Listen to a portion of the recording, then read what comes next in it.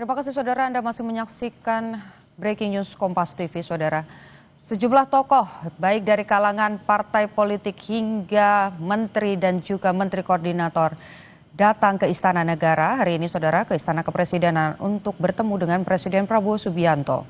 Sebelumnya, para petinggi parpol melaksanakan rapat terlebih dahulu dengan Presiden Prabowo Subianto dan dilanjutkan dengan sidang kabinet yang nantinya akan digelar pada pukul 14.30 waktu Indonesia bagian Barat. Visual yang Anda saksikan saat ini, saudara, ini merupakan visual terbaru di areal Istana Kepresidenan Jakarta. Saudara, sebelumnya Presiden Prabowo Subianto membatalkan lawatannya ke Tiongkok, saudara. Menurut Mensesnek, salah satu pertimbangan utama adalah adanya beberapa undangan bersamaan, termasuk sidang tahunan PBB di New York.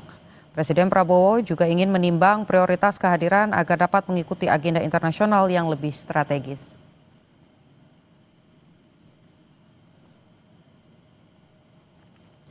Tak hanya itu, dinamika di dalam negeri juga jadi pertimbangan penting bagi Presiden Prabowo, sehingga dirinya memutuskan untuk membatalkan perjalanan ke luar negeri.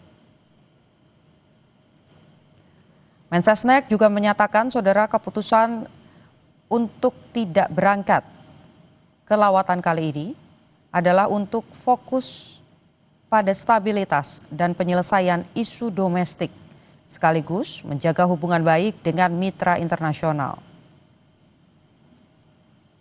Sebelumnya Presiden Prabowo, saudara, jadi salah satu dari 26 kepala negara dan pemerintahan yang diundang Presiden China Xi Jinping untuk menghadiri parade militer di Beijing pada 3 September 2025.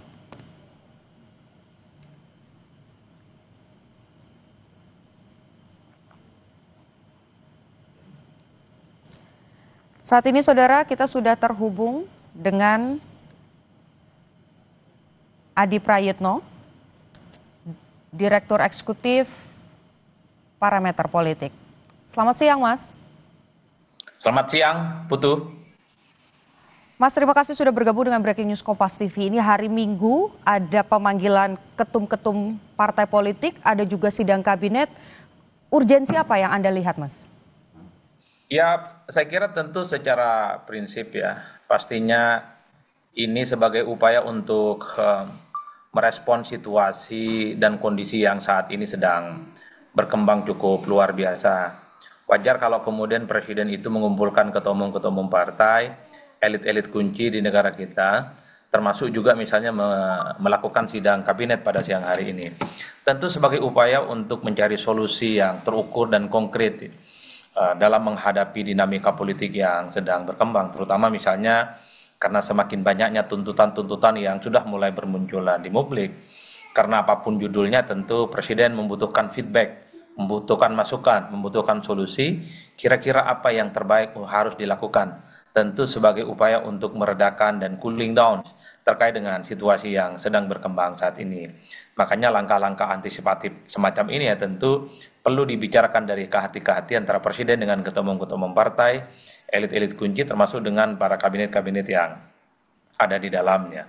Saya kira di situ sebenarnya untuk merespon bagaimana dinamika situasi dan perkembangan yang saat ini sedang berkembang cukup luar biasa itu. Oke, Mas, ini kan yang juga jadi pertanyaan publik selain kemudian tunjangan DPR yang menjadi faktor paling besar yang dibahas begitu ya, jadi dibahas oleh aspirasi-aspirasi yang disampaikan di aksi unjuk rasa. Tapi juga ada beberapa nama yang kemudian dianggap, kalau kita lihat di sisi legislatif nih, Nasdem misalnya sudah menonaktifkan 2 kadernya dari DPR. Nah, apakah hal serupa juga akan terjadi di tingkat eksekutif, Mas? Misalnya ada menteri-menteri yang kemudian diganti, pergantian dan lain sebagainya.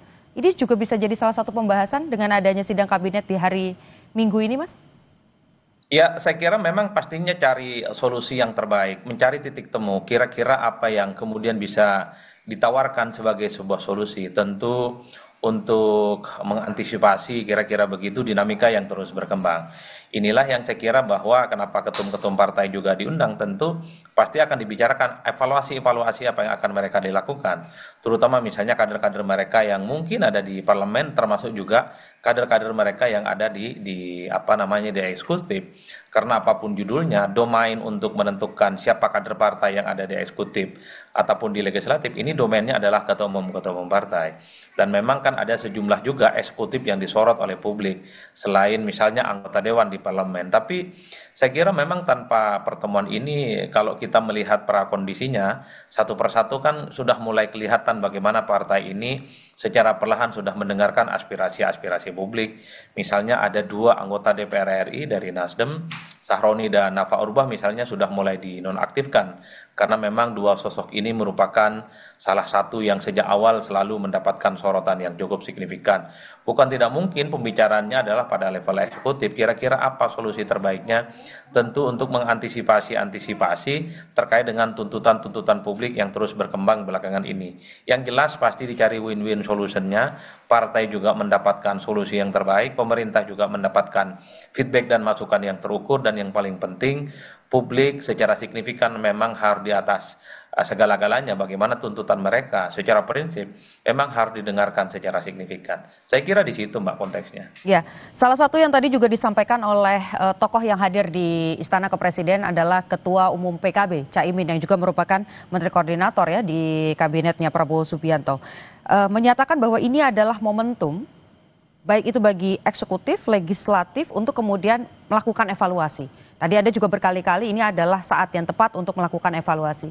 Tapi kalau Anda melihat pertemuan pada hari ini, kemudian bagaimana dorongan yang terjadi di tingkat masyarakat begitu ya, secara masif aksi unjuk rasa ini terjadi di beberapa daerah. Apakah reshuffle kabinet ini jadi jalan keluar, Mas? Ya kalau itu bisa menyelesaikan persoalan harus dilakukan. Makanya pertemuan-pertemuan kunci, pertemuan elit-elit penting di negara kita, kira-kira begitu, itu adalah sebagai cara sebenarnya apa kira-kira output terbaik dari persoalan ini semua. Pertama dari segi publik tuntutannya harus didengarkan, itu tidak bisa dibantah.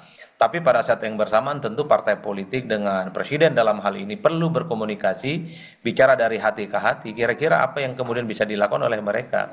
Artinya apa? Tentu problem utamanya lah yang kemudian harus diselesaikan. Kan hari ini misalnya, dan bahkan sejak beberapa waktu yang lalu kan adalah soal tunjangan kinerja anggota dewan yang disorot. Dan secara perlahan dewan sudah mulai mendengarkan. Misalnya sejumlah fraksi kan sudah memberikan pernyataan secara tegas, mereka menolak terkait dengan soal tunjangan-tunjangan itu. Saya kira sejumlah partai dan fraksi di DPR sudah melakukan itu. Dan bahkan ketika ada anggota dewan yang dinilai sebagai trigger dalam kontroversi selama ini kan sudah mulai dinonaktifkan. Artinya apa? Ini kan sebagai upaya untuk mencari solusi bahwa tuntutan-tuntutan publik, tuntutan-tuntutan masyarakat secara perlahan sudah mulai didengarkan. Karena anggota dewan itu berkaitan dengan partai, karena legislatif itu juga menjadi bagian dari partai, tentu inilah yang saya kira dicarikan titik temunya, kira-kira apa solusi terbaiknya. Tentu untuk memenuhi tuntutan-tuntutan publik yang belakangan ini cukup berkembang cukup pesat ya Mbak. Saya kira di situ memang konsepnya. Mau eksekutif ataupun legislatif yang jelas itu adalah dianggap sebagai solusi yang terbaik, kira-kira apa yang kemudian menjadi bagian dari win-win solution. Publik juga merasa aspirasinya dipenuhi dan pada saat yang bersamaan partai politik juga dalam banyak hal tidak merasa dirugikan dan pemerintah dalam hal ini tentu tujuannya adalah untuk menciptakan bagaimana suasana kembali kondusif dan kembali normal seperti sedia kala. Saya kira di situ konteksnya. Oke, Mas, tapi kalau kita kelompokkan masalahnya nih Mas, kita bicara soal sistem yang sekarang sudah berjalan gitu ya, soal bagaimana di DPR kita tahu ini juga didominasi oleh partai-partai yang sebelumnya ini mendukung Presiden Prabowo Subianto pada saat Pilpres begitu. Dan fungsi legislatif dan juga eksekutif yang seharusnya bermitra, saling mengawasi begitu. Apakah ini juga jadi satu faktor yang kemudian harus dievaluasi begitu?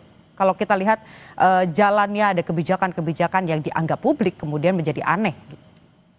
Ya, saya kira memang ini harus menjadi momentum bagaimana semua pihak pemangku-pemangku kepentingan itu untuk selalu berbenah. Satu sisi, koalisi itu menjadi penting, kerjasama dengan partai politik, dengan eksekutif itu juga menjadi penting sebagai syarat bagaimana untuk menciptakan kebersamaan dan kerjasama politik, karena di Indonesia siapapun presidennya ada kecenderungan merangkul pihak-pihak yang sekalipun itu juga kalah dalam pemilu. Tujuannya adalah gotong royong dan kerjasama. Oleh karena itu, sekalipun ada kerjasama politik antara partai, antara DPR yang hampir mayoritas bekerja sama dengan pemerintah, bukan berarti menghilangkan sikap kritis. Kan yang diharapkan oleh publik adalah bahwa kawan-kawan DPR itu juga punya sikap kritis, punya sikap yang kemudian bisa terukur, terutama ketika ada isu-isu dan kebijakan-kebijakan yang dinilai tidak dengan pro rakyat, maka disitulah pentingnya anggota dewan itu bicara. Maka disitulah kemudian pentingnya member of parliament, sang anggota dewan yang terhormat itu, kemudian juga bicara atas nama rakyat dan atas nama kepentingan masyarakat secara umum. Saya kira di situ konteksnya, Mbak, menurut saya ya. Oke, jadi kalau kita klasifikasikan poin per poin, apa yang bisa dilakukan baik itu oleh Presiden Prabowo sebagai yang saat ini memimpin Indonesia dan juga oleh DPR? Ya pertama pasti harus ada evaluasi secara total antara pemerintah dalam hal ini eksekutif dengan partai-partai koalisi, karena kalau kita mau jujur sebenarnya yang disorot pertama kali itu adalah soal bagaimana kinerja pejabat publik yang rata-rata mereka adalah berasal dari partai politik. Pasti harus ditanyakan kepada partai politik cara menghadapi kader mereka yang dinilai menjadi trigger kekisruhan dan kemudian kegaduhan belakangan ini. Apa langkah-langkah solusinya? Mungkin mereka itu di PAW kalau dia anggota dewan, mungkin dia itu diberhentikan misalnya kalau dia adalah sebagai kader partai, seperti yang terjadi pada Nasdem, kan sudah ada nonaktif kepada kedua anggota dewan. Itu tentu sebagai solusi sebenarnya untuk mendengarkan bagaimana aspirasi-aspirasi publik. Nah, per hari ini sebenarnya belum ada pembicaraan ataupun belum ada intensi yang mengarah kepada eksekutif yang diprotes oleh publik, karena selama ini yang diprotes itu baru sebatas kinerja dan tunjangan dewan yang dinilai bagi publik itu dinilai memiliki jarak yang cukup luar biasa. Satu sisi banyak rakyat yang kesulitan, tapi pada saat yang bersamaan tunjangan-tunjangan yang terjadi di dewan sana itu kan berlipat secara signifikan. Jadi itu yang sebenarnya mungkin dibicarakan dalam konteks pertemuan ini. Termasuk juga antisipasi-antisipasi di masa-masa yang akan datang. Kalau yang dituntut publik adalah soal resapel dan kemudian itu yang misalnya kena resapel adalah kader partai, pasti dibicarakan dari hati ke hati. Dibicarakan bagaimana solusinya, apa yang terbaik. Tentu untuk membuat bagaimana suasana kembali damai, kembali kondusif dan tidak ada hal-hal yang tidak kita inginkan. Misalnya seperti itu yang saya tangkap, Mbak.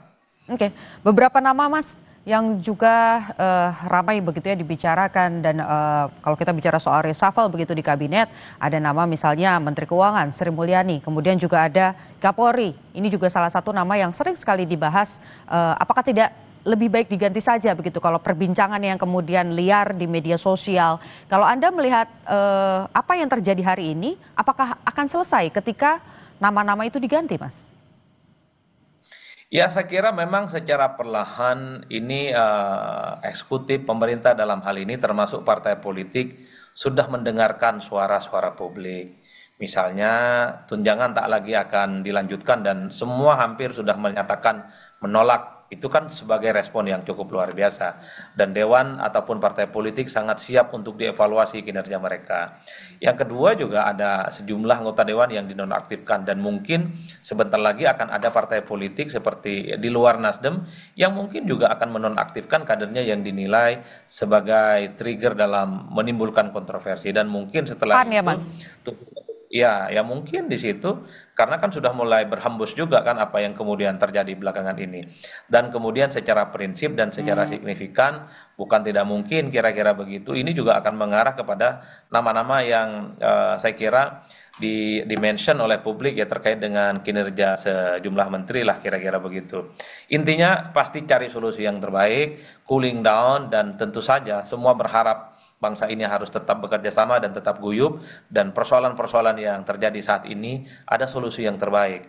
Presiden itu juga mendapatkan solusi yang terbaik, rakyat juga mendapatkan solusi yang terbaik, begitupun partai politik juga mencari dan mendapatkan solusi yang terbaik. Saya kira di situ sebenarnya konteksnya, Mbak. Oke, Kita masih harus menunggu ya Mas, karena sidang kabinetnya ini masih berjalan. Tadi juga partai-partai politik sudah sebelumnya bertemu dengan Presiden, begitu masih tentu saja ada beberapa hal yang kemudian disampaikan. Tapi jangan kemana-mana dulu Mas Adi, karena usai jeda kami akan lanjutkan dialog terkait dengan isu yang sedang ramai hari ini.